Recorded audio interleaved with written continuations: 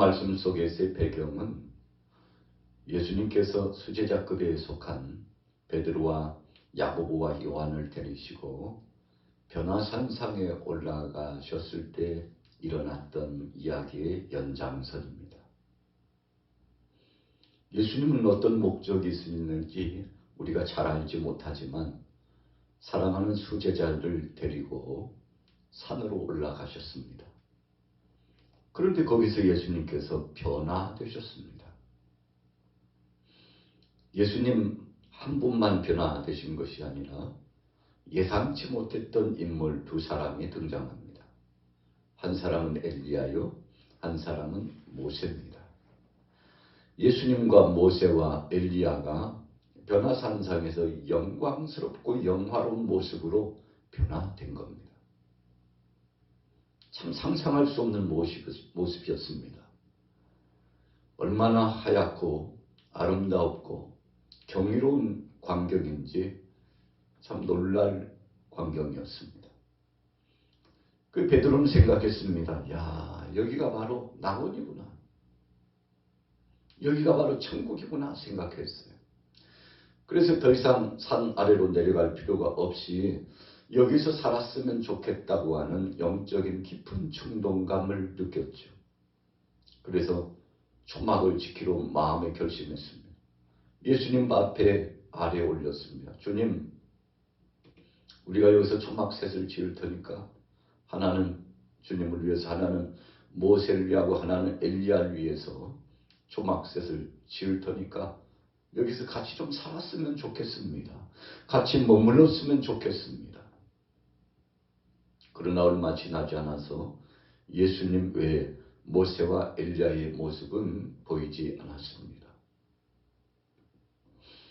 자, 이런 영광스러운 놀라운 능력의 역사를 경험하고 산에서 산 아래로 내려오게 되는데 사람들이 모여서 웅성거려요. 대화를 이어가고 따져 묻듯이 말하는 그 중심에 있는 사람은 바로 서기관들이었습니다. 서기관은 어떤 사람들입니까? 서기관들은 영을 믿지 않습니다. 부활을 믿지 않습니다. 그런데 바로 예수님의 9 제자 앞에 한 아버지가 아이를 데리고 왔는데 그 아이가 귀신 들려가지고 얼마나 고통스럽게 사는지 몰라요. 불에도 넘어지고 물 가운데도 넘어진다고 했습니다.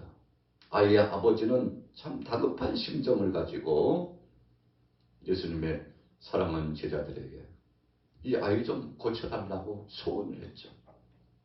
제자들은 자신이 있었습니다. 왜 그런가 하면 예수님과 함께 있을 때 또 직전에도 복음을 들고 나가서 사역을 진행할 때 귀신의 권세들이 떠나가고 병자가 치유되고 놀라운 역사를 경험했거든요.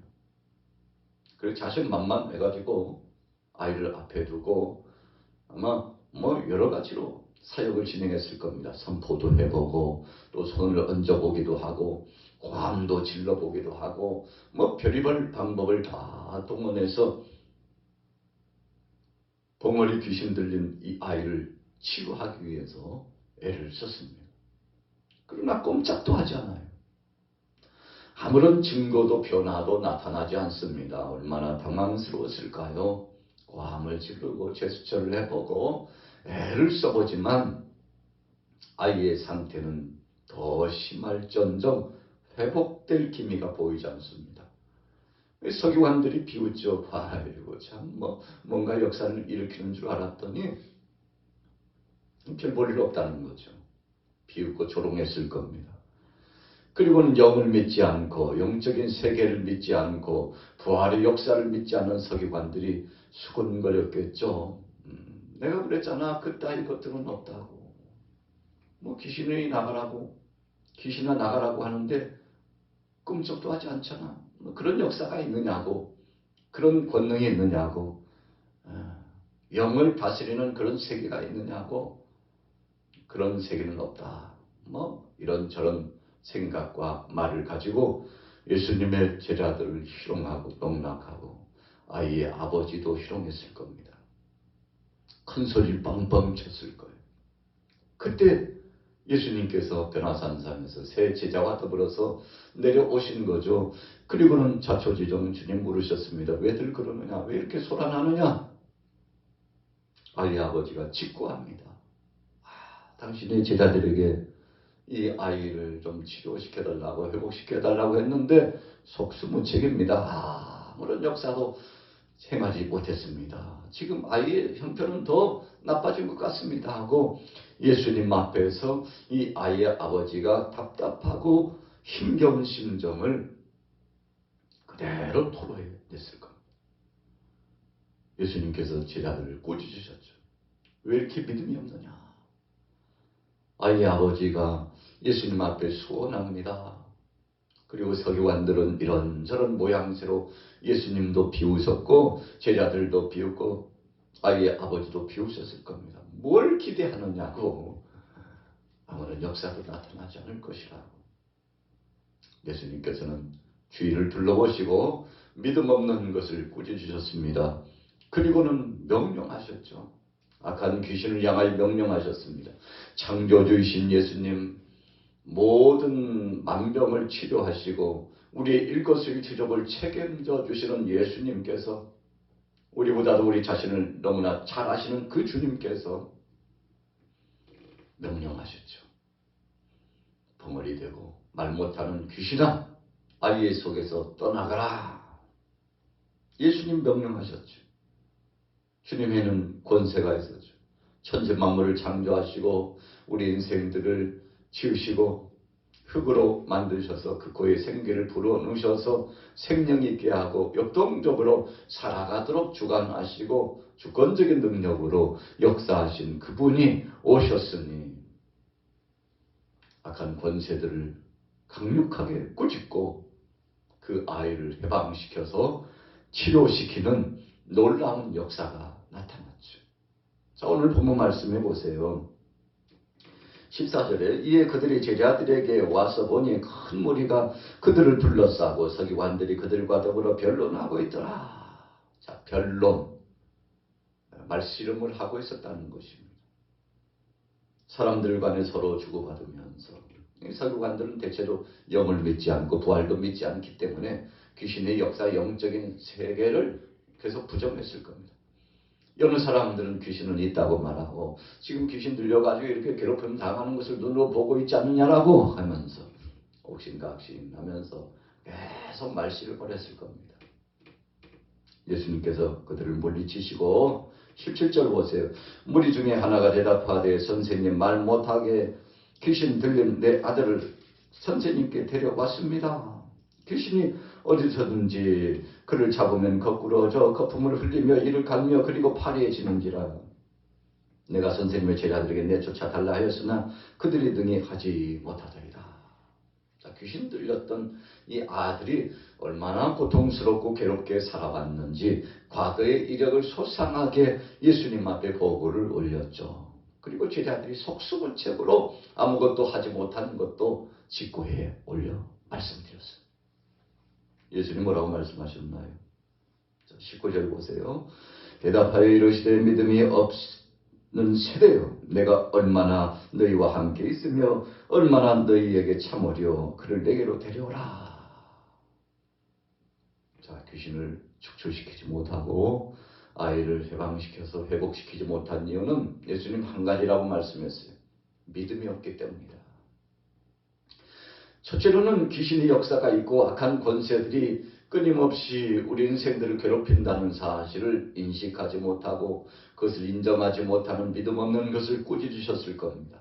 두 번째로는 하나님께서 능히 하실 수 있고 하나님을 의지하는 자는 그 믿음으로 말미암아 병자를 치유하고 귀신을 제압하고 때로는 죽은 자도 살리고 영적인 큰 권능과 능력의 역사를 나타낸다는 사실, 영의 세계, 육체의 세계, 분명히 영혼의 때가 있고 육체의 때가 있다는 사실을 믿지 못하는 세대를 예수님 꾸짖으시고 너희가 믿음이 없어서 그렇다. 주님께서 믿음을 원하셨죠. 믿는 자들과 역사하신다는 말씀입니다. 20절에 보세요. 이에 데리고 오니 귀신이 예수를 보고 곧 아이로 심히 경련을 일으키게 하는지라 그가 땅에 엎드려져 구르며 거품을 흘리는지라. 우리가 귀신같이 잘한다 그런 말이 있잖아요. 이 귀신의 역사들이 예수님이 어떤 분이신 줄 알고 그 아이의 속에서 몸부림칩니다.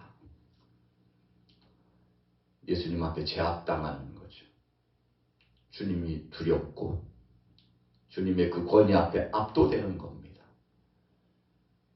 오늘 그 다음 말씀 보세요. 21절에 예수께서 그 아버지에게 물으시되 언제부터 이렇게 되었느냐 하시니 이르되 어릴 때부터입니다. 귀신이 그를 죽이려고 불과 물에 자주 던졌나이다. 그러나 무엇을 하실 수 있거든 우리를 불쌍히 여겨주옵소서. 그때 유명한 말씀 오늘 마가복음 9장 23절 예수께서 이르시되 할 수 있거든이 무슨 말이냐. 믿는 자에게는 능치 못함이 없느니라. 우리 교회도 주변문 앞에 엘리베이터 앞에 가면 이 성경 구절이 있지 않습니까? 할 수 있거든이 무슨 말이냐. 믿는 자에게는 능치 못함이 없느니라. 하나님이 하신다는 거죠. 하나님이 능력으로 역사하신다는 거죠. 주님께서 능히 치료하실 수 있다는 것입니다. 우리가 믿음으로 나가면 주님이 하신 일을 우리도 할 수 있고 그보다도 더 큰 일을 할 수 있다고 예수님 말씀하여 주신 겁니다. 여러분, 그래서 우리가 할 수 있다는 것이 아니라 주님이 해 주신다는 것을 믿어야 된다는 거죠. 어떤 사람들은 큰 능력과 권능을 나타내는 것이 우리 자신의 힘으로 생각하는 어리석은 사람들이죠. 오늘 제자들이 실패하는 것은 그겁니다. 자신들의 힘으로 하는 줄 알았어요. 잘못된 믿음이죠. 우리는 하나님께로부터 온 그 능력으로 말미암아 우리가 행하는 것이 아니고 우리는 대언할 뿐이요 하나님 앞에서 쓰임받을 뿐이요 우리 자신이 통로가 되고 도구가 되고 매개체가 되는 것뿐입니다. 주님이 하시는 거죠. 이런 믿음을 갖지 못했기 때문에 치유하지 못했다. 아이 아버지에게도 내가 할 줄로 믿느냐, 하나님이 능히 할 줄로 믿느냐, 이 믿음을 주님 원하셨던 거죠. 할 수 있거든이 무슨 말이냐. 믿는 자에게는 능치 못함이 없느니라. 대단원의 말씀을 선언하셨습니다. 24절에 보세요. 곧 아이의 아버지가 소리는 질러 이르되 내가 믿나이다. 나의 믿음 없는 것을 도와주소서 하더라. 예수께서 무리가 달려와 모이는 것을 보시고 그 더러운 귀신을 꾸짖어 이르시되 말 못하고 못 듣는 귀신아, 내가 네게 명하노니 그 아이에게서 나오고 다시 들어가지 말라. 거기서 나와라. 주님 명령하셨습니다. 하나님이신 그분이 명령하셨습니다.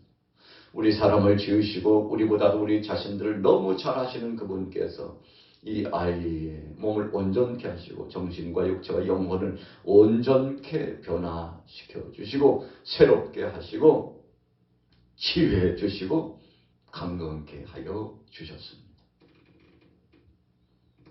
25절에 보세요. 중반절에 그 더러운 귀신을 꾸짖어 이르시되 말 못하고 못 듣는 귀신아, 내가 네게 명하노니 그 아이에게서 나오고 다시 들어가지 말라. 다시 들어가지 말라. 하나님의 역사는 그런 것입니다. 온전한 회복을 주십니다. 귀신이 소리를 질렀습니다. 심히 경련을 일으키게 하였습니다. 그 아이 속에서 나갔습니다. 아이가 이제는 온전하게 마치 죽은 사람처럼 조용히 평화롭게 회복의 역사가 나타났죠. 주님이 치료하신 겁니다. 예수님께서 아이의 손을 잡고 일으켜 주셨습니다. 그 부모에게 아이를 주었죠. 얼마나 기뻤겠습니까? 여러분, 우리가 인생 여정을 살아가다 보면 이 영적인 세계에서 귀신의 권세들이 때로 우리를 괴롭힐 때가 많습니다. 다 그런 것은 아니지만 어떤 때는 질병의 고통도 이 귀신의 역사를 통해서 나타날 때가 있습니다. 악한 권세가 들어가서 우리의 몸속에서 우리를 괴롭히고 우리의 삶을 아주 핍절하게 혼건하여 죽을 만큼 고통스럽게 우리를 향하여 악한 영향력을 끼치면서 들어올 때가 있는데, 그러나 우리는 걱정할 거 없습니다. 예수 그리스도 안에서 귀신의 권세들은 떠나가고 우리는 자유로울 수 있으며 질병의 고통도 치료와 회복을 받고 우리가 영육간에 강건해 질 수 있기 때문이다. 악한 권세들은 우리를 함부로 할 수 없습니다. 우리는 하나님의 소유입니다. 하나님의 백성입니다. 하나님 앞에서 부름받은 제사장입니다. 생명의 복음을 붙잡아서 증거하는, 그래서 예수 그리스도가 바로 하나님이여 메시아라는 사실을 계속 선포하잖아요. 그래서 만인 제사장 예수 그리스도의 이름으로 나가서 선포하여 구원의 역사도 이루고 하나님 뜻 가운데서 수많은 영혼들을 복음으로 나와서 해방의 감격과 은혜를 누릴 수 있도록 전도하는 전달자가 되기 때문에 여러분 우리는 참 감사한 거죠. 그래서 주의 이름으로 나가면 능치 못함이 없다는 것입니다. 주님께서 허락만 하신다면 주의 이름으로 선포하고 주의 이름으로 나가서 소원하고 간절히 부르짖어 기도하면 응답의 역사를 체험한다고 말씀하고 있죠. 자, 결론입니다. 26절에 귀신이 소리 지르며 아이로 심히 경련을 일으키게 하고 나가니 그 아이가 죽은 것 같이 되어 많은 사람이 말하기를 죽었다 하나 예수께서 그 손을 잡아 일으키시니 이에 일어서니라. 집에 들어가시며 제자들이 조용히 묻자오되 우리는 어찌하여 능히 그 귀신을 쫓아내지 못하였습니까? 우리는 어찌하여 귀신을 쫓아내지 못했습니까? 예수님 아주 중요한 말씀을 29절에 주셨습니다. 이르시되 기도 외에 다른 것으로는 이런 종류가 나갈 수 없느냐? 기도밖에는 없다. 여러분 기도의 본질이 무엇입니까? 하나님을 향하여 간절히 청원하는 시간입니다. 하나님의 뜻을 확인하는 시간입니다. 영적으로 호흡하는 시간이라고 그랬습니다. 그래서 우리 자신이 살아있다는 증거의 표가 바로 기도하는 거죠. 믿음의 증거의 표도 기도입니다. 기도를 통해서 하나님을 인정해드리고 하나님 앞에 고백하고 하나님 영광과 뜻이 이루어지기를 소원하고 주님 앞에 아뢰면 하나님은 미쁘고 의로우사 우리의 소원을 주님 뜻 안에서 응답해 주신다는 거죠. 자, 오늘 하루를 살아가면서 우리 안에 이런 믿음이 있기를 축복합니다. 오직 주님이 하시는 겁니다. 주님이 역사하시는데 그분 앞에 영광 돌리고 이번 남은 시간들도 승리하게 되시기를 예수님의 이름으로 축원합니다.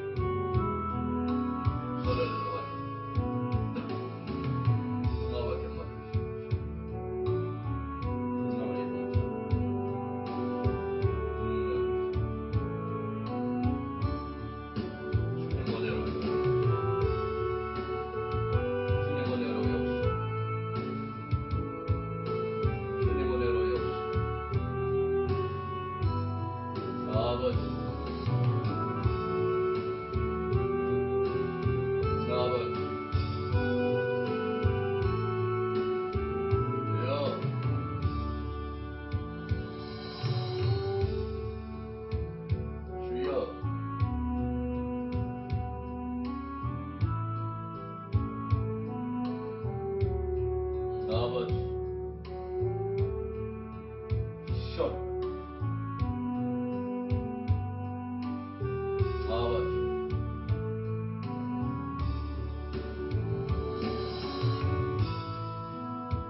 아바게이션